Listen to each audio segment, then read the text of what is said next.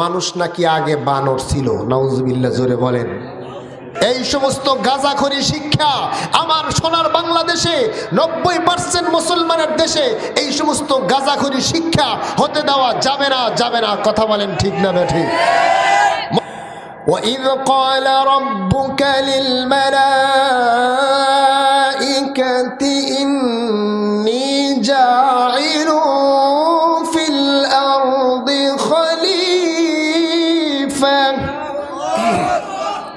তথাকথিত শিক্ষিত সমাজ আজকে জাতিকে কি উপহার দিচ্ছে?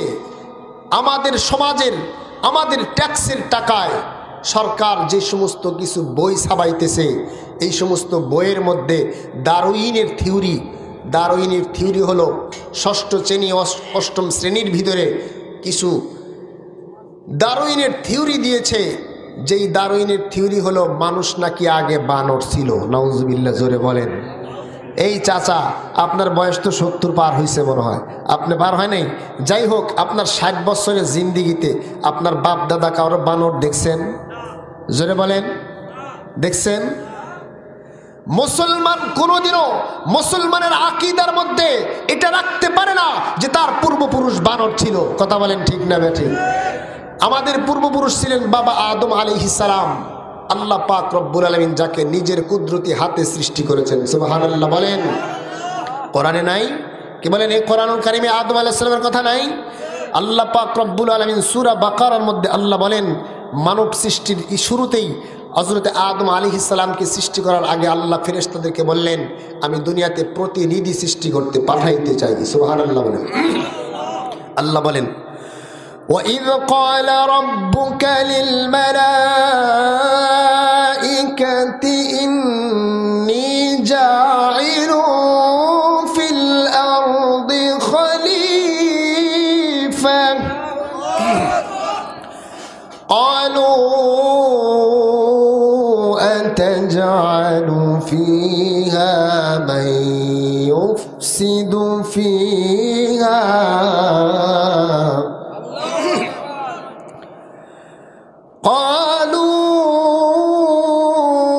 أتجعل فيها من يفسد فيها ويسفك الدماء।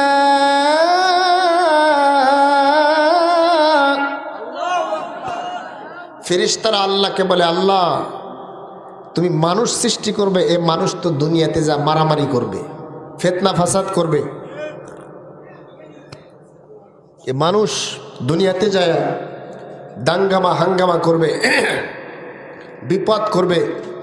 মানুষ দুনিয়াতে যায় ফাসাদ করবে। আল্লাহ পাক বলে, ক্বালা ইন্নী আ'লামু মা লা তা'লামুন, আমি আল্লাহ পাক যা জানি তোমরা তা জানো না। সুবহানাল্লাহ বলেন। ফেরেশতারা বলে, আল্লাহ ওয়া নাহনু নুসাব্বিহু বিহামদিকা ওয়া নুকদ্দিসু লাক, আল্লাহ তোমার তাসবিহ পড়ার জন্য আমরাই তো যথেষ্ট, কিন্তু আল্লাহ পাকের ইচ্ছা হয়েছে মানুষ আল্লাহ পাক সৃষ্টি করবেন। আল্লাহ পাক শুধু মানুষকে সৃষ্টি করেই ক্ষান্ত হয় নাই, বাবা আদম আলাইহিস সালামকে সমস্ত ফেরেশতাদের মধ্যে আল্লাহ পাক সম্মানের পাত্র করেছেন। সুবহানাল্লাহ বলেন।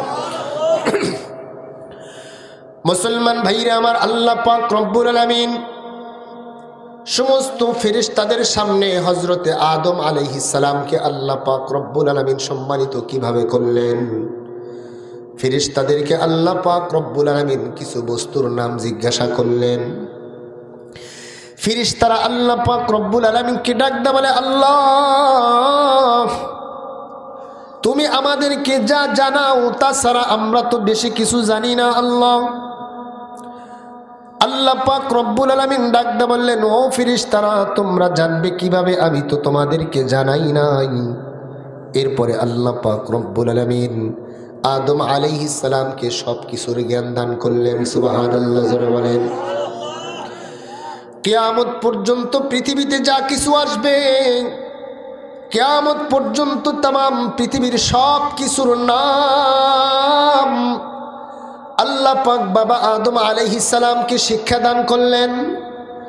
ওয়া আল্লামা আদম আল আসমাআ কুল্লাহা, সুম্মা আরাদাহুম আলাল মালাইকা, আল্লাহ পাক রব্বুল আলামিন ফেরেশতাদের সামনে হযরতে আদম আলাইহিস সালামকে সম্মানিত করলেন।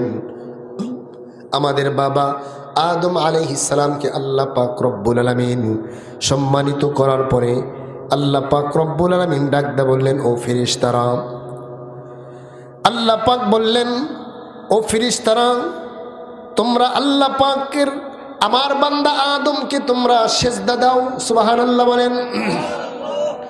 আল্লাহ পাক আদম আলাইহিস সালামকে মানুষকে সৃষ্টি করার জন্য ফেরেশতারা নিষেধ করলেন। আল্লাহ বললেন, আমি যা জানি তোমরা তা জানো না, এ মানুষ আমার কৃতজ্ঞতা আদায় করবে। আল্লাহ পাক হযরতে আদম আলাইহিস সালামকে ইলম দান করলেন। আমাদের বাবা সর্বপ্রথম পৃথিবীর প্রথম মানুষ, শুধু মানুষ নয়, আল্লাহ পাক জ্ঞানের মহাভাণ্ডার তার মধ্যে খুলে দিলেন। সুবহানাল্লাহ বলেন। তাহলে মানুষ সৃষ্টির শুরুতে যে মানুষ আল্লাহ পাক সৃষ্টি করেছিলেন সে মানুষ শুধু মানুষ নয়, মহাজ্ঞানী একজন মানুষ আমাদের পৃথিবীর প্রথম মানুষ। কথা বলেন ঠিক না বেঠিক? যারা বলে মানুষের সৃষ্টি বানর থেকে হয়েছে, আমি বলি তোমাদের বাপ দাদারা বানর থাকতে পারে, কিন্তু পৃথিবীর কোনো বনি আদমের বাপ দাদা পূর্বপুরুষ বানর হতে পারে না। কথা বলেন ঠিক না বেঠিক? আমরা জানি হযরতে আল্লাহ পাকের একজন পয়গম্বর ছিলেন হযরতে দাউদ আলাইহিস সালাম। হযরতে দাউদ আলাইহিস সালামের যুগে আল্লাহ পাক কিছু মানুষকে বানর বানায় দিয়েছিলেন। কথা বলেন ঠিক না বেঠিক? শনিবারে মাছ ধরা নিষেধ ছিল। শনিবারে মাছ ধরা কি ছিল? নিষেধ ছিল। আল্লাহ পাক রব্বুল আলামিন যে মানুষগুলো মাছ ধরতে গিয়েছে ওই মানুষগুলাকে বানর বানায় দিয়েছে। কিন্তু ওই বানরগুলা তারা ছিল আল্লাহ পাকের আযাবের বানর। তারা কিন্তু এই বর্তমান দুনিয়াতে যেই বানর চলে এই বানর ছিল না। কথা বোঝেন নাই? ওই বানরগুলাকে আল্লাহ পাক ধ্বংস করে দিয়েছে। এই বানরগুলা তাহলে এখন মানুষ হয় না কেন? কথা বলেন ঠিক না বেঠিক? এই সমস্ত গাঁজাখড়ি শিক্ষা আমার সোনার বাংলাদেশে 90% মুসলমানের দেশে এই সমস্ত গাঁজাখড়ি শিক্ষা হতে দেওয়া যাবে না, যাবে না। কথা বলেন ঠিক না বেঠিক?